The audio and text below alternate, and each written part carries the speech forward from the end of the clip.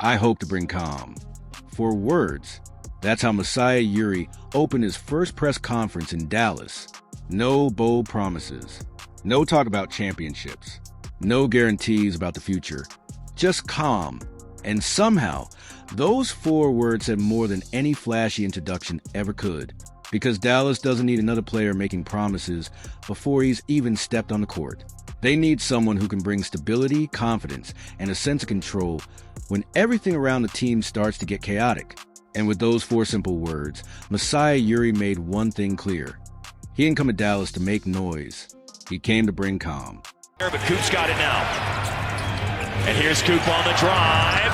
And one catch is all it takes now to turn things around. And for a franchise that has spent an entire year on fire, that was exactly the right thing to say. Dallas fans finally got the house cleaning they had been begging for. The general manager was gone. The head coach was gone. Even the owner who helped fuel the chaos had stepped back into the shadows. Because before you can fix a roster, you have to fix the people deciding what that roster is supposed to become.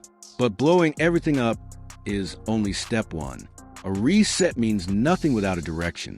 And on draft night, Dallas quietly started putting all the pieces together. This is a story of how the Mavericks went from the biggest punchline in the NBA to potentially becoming one of its most fascinating rebuilds. The Nico Harrison era officially ended in November 2025 after a brutal 3-8 start. The Luka trade was still hanging over the organization, poisoning almost everything it touched. And the fan base had gone from disappointed to flat-out furious. And honestly, who could blame them? Dallas had gone from NBA Finals contender to the league's favorite cautionary tale. They had traded away a top 5 player in the world to the Lakers, and in doing so, breathed new life into a franchise that had been staring down an aging core and an increasingly uncertain future. Yes, Dallas eventually landed Cooper Flag after an absolutely ridiculous stroke of lottery luck. But that didn't make anyone forget how they got there. For much of the season, the front office seemed trapped in limbo. Then, on May 4-H, Dallas made the move that finally started rebuilding some credibility. They hired Masai Ujiri as president of basketball operations and alternate governor. And that's not just another front office hire. That's one of the most respected resumes in the NBA. During his 12 years running Toronto, Ujiri helped build one of the league's model organizations, 8 playoff appearances, and most importantly, the only championship in Raptors history in 2019. Dallas didn't exactly stumble into that decision either. Reports indicated that Governor Patrick Dumont explored proven executives such as Bob Myers and Tim Connolly before ultimately deciding that Ujiri was the person they wanted to run the entire operation. And from the moment Masai walked through the door, something felt different, because Ujiri's greatest strength has never simply been basketball knowledge. It's people, more than the film room, more than scouting reports, and more than front office strategy. Ujiri has a rare ability to understand what people are feeling, especially the fans. Most of the time, he sounds like one of them. That's why the line everyone remembers from his opening press conference had absolutely nothing to do with championships. It was just 4 words, asterisk, asterisk. I hope to bring calm. And honestly, that's exactly what Dallas had been missing. The Luka trade damaged his franchise on 2 different levels. It was a basketball disaster, sure, but it was also a communication disaster. The front office convinced itself that defense wins championships was enough justification to move a generational superstar, and ownership badly underestimated what Luka meant to the city of Dallas. He wasn't simply the team's best player. He had become the face of basketball in Dallas. Ujiri wasn't going to erase that damage overnight, but at least someone in charge finally seemed to understand why the fans were so angry in the first place. And that same instinct is what helped Ujiri build his teams in Toronto. Yes, he found talent. But people around the league will tell you that his real gift went far beyond discovering players like Pascal Siakam, OG Anunoby, and Fred VanVleet. The magic was creating an environment where those players could become far more than anyone expected. Finding talent is only half the job. Developing it is the other half. Now Ujiri has to build that same environment in Dallas. And he didn't waste any time surrounding himself with the right people. Less than a week after taking the job, Ujiri hired Mike Schmitz as the new general manager. Schmitz built his reputation at Draft Express before becoming one of ESPN's most respected draft analysts. Then in 2022, he moved to the other side of the table, joining Portland's front office as assistant general manager. The Trail Blazers didn't get every decision right during his time there, but Schmitz played an important role in identifying Denny Avdija, who eventually developed into an all-star level player and further strengthened Schmitz's reputation as one of the sharpest talent evaluators in basketball. And that's exactly why Ujiri wanted him. But when Schmitz was asked what he was most excited about in Dallas, he didn't hesitate. Cooper Flagg. And when Schmitz watched Flagg's rookie season, one thing stood out above everything else. It wasn't the highlights. It wasn't the statistics. It was how quickly a teenager started impacting winning. And that may be the single most important clue about where this Mavericks rebuild is headed. Most number one picks need a few years before they can consistently impact winning at the NBA level. Cooper Flagg already looks different. The feel, the defensive instincts, the basketball IQ, all those little veteran habits that usually take years to develop were showing up almost immediately. Putting up big numbers at 19 is impressive, but helping your team win at 19, that's the rare part. And in Mike Schmitz's eyes, that's exactly what makes Flagg the type of player you build an entire franchise around. For years in Toronto, Masai Ujiri repeated one simple message: "We will win in Toronto." It wasn't a marketing slogan. He backed it up with a championship in 2019. And when Dallas hired him, the final line of the announcement sounded almost like a familiar promise: "We will win in Dallas." Whether that actually happens remains to be seen. Even Ujiri has admitted there are no shortcuts in a league this competitive. But when your foundation is a player as special as Cooper Flagg, you at least have a reason to believe, because Flagg already looks the part. As a rookie, he became the first-year player since Michael Jordan to lead his team in points, rebounds, assists, and steals.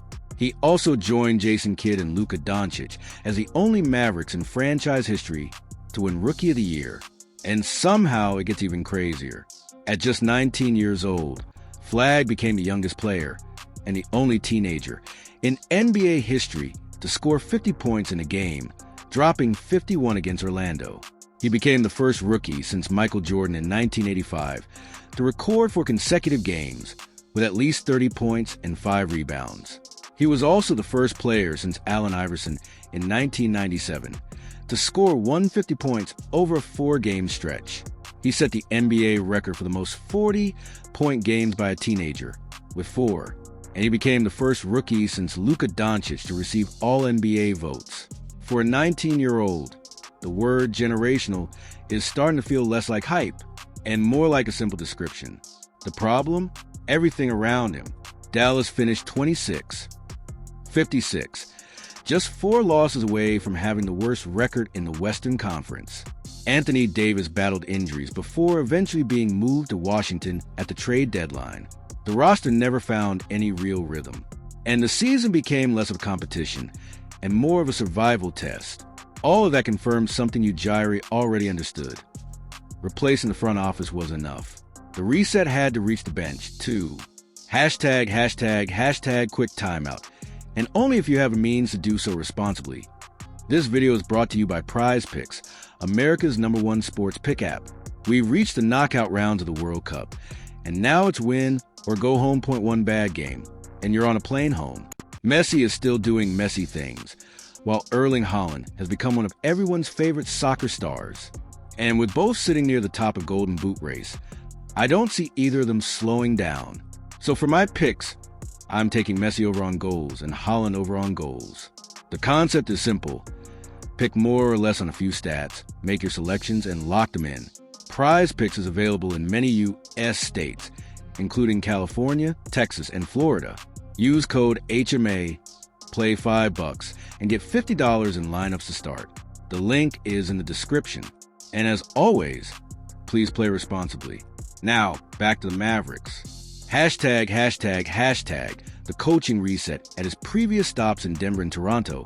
Ujiri generally kept the coaches he inherited. This time felt different. This time, he believed Dallas needed a completely clean slate. So Jason Kidd was out. After several conversations with Kidd during his first few weeks, Ujiri ultimately decided that the organization needed complete clarity about where it was headed. Ownership signed off, even with Kidd still owed 4 years on his contract. And the reasoning was pretty straightforward. Dallas now had a 19-year-old franchise player.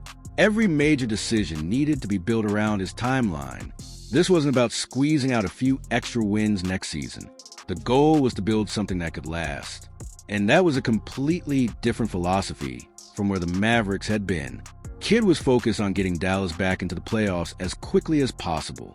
And honestly, that made sense. He had already led this franchise to 2 deep playoff runs, including the 2024 NBA Finals. But after the Luka trade completely changed the direction of the organization, the priorities shifted. The future became more important than the immediate result, and Ujiri had his choice of experienced NBA coaches. Instead, he went all the way to the college game. He chose Michigan's Dusty May. And May's resume doesn't fit neatly into one box. That's exactly what makes him so interesting. The 49-year-old coach began his career as a student manager under legendary Indiana coach Bob Knight. Since then, he's developed a reputation for adapting his system to the talent available rather than forcing players into a rigid basketball philosophy. In 2023, he took an undersized Florida Atlantic team all the way to the Final Four by leaning heavily into 4-guard lineups. Then, just 3 years later at Michigan, he completely flipped the formula.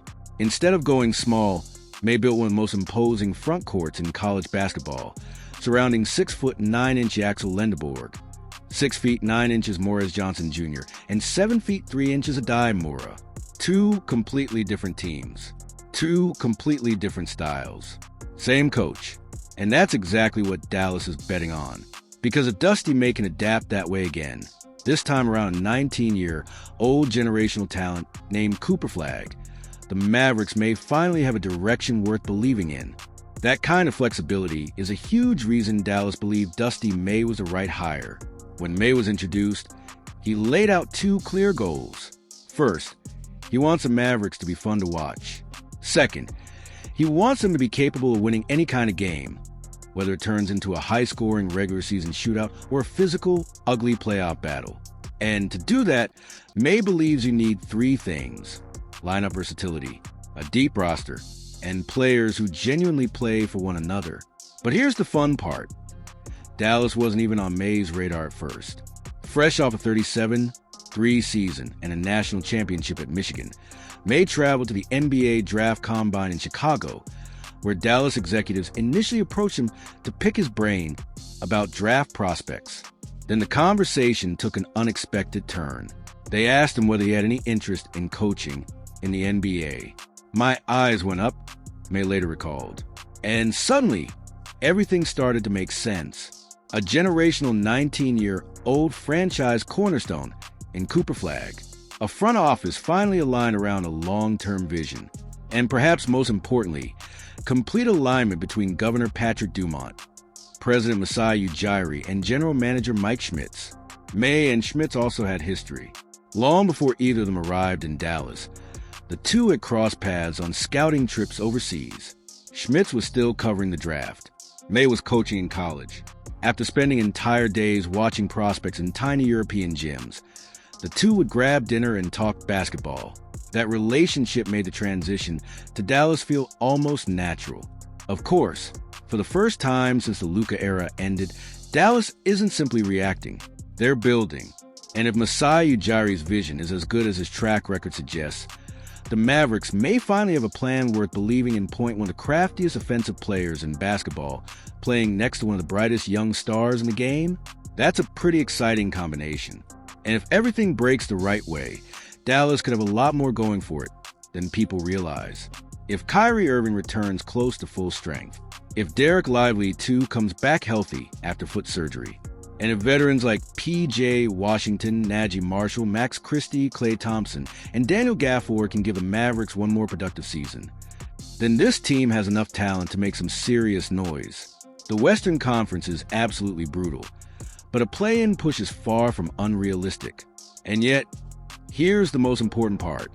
That's not even the main objective. Masai Ujiri has already made it clear that every major decision is being made with the future in mind. A generational young cornerstone, a championship-tested front office, a coach with a legitimate track record of developing players. That's a foundation. Of course, the Luka Doncic trade is going to hurt for a long time. Maybe it never completely stops hurting. But pretending that Dallas hasn't quietly built something intriguing out of the wreckage means missing the bigger picture. Because the old Mavericks are gone, this is a new era. So the next time somebody in the group chat calls the Mavericks a joke, remind them that team doesn't exist anymore. The real question now isn't whether Dallas still misses Luka. Of course they do. The real question is, how quickly can Cooper Flagg become the face of what comes next? Because if Masai Ujiri gets this right, the Mavericks won't be remembered for the disaster that came before. They'll be remembered for what they built afterward. So now I want to hear from you. Can Masai Ujiri actually pull this off? Or is this simply a prettier version of the same mess? Drop your take in the comments. And if you're new here, make sure to like the video, subscribe to the channel, and turn on notifications so you don't miss what's coming next. Thanks for watching, and I'll see you in the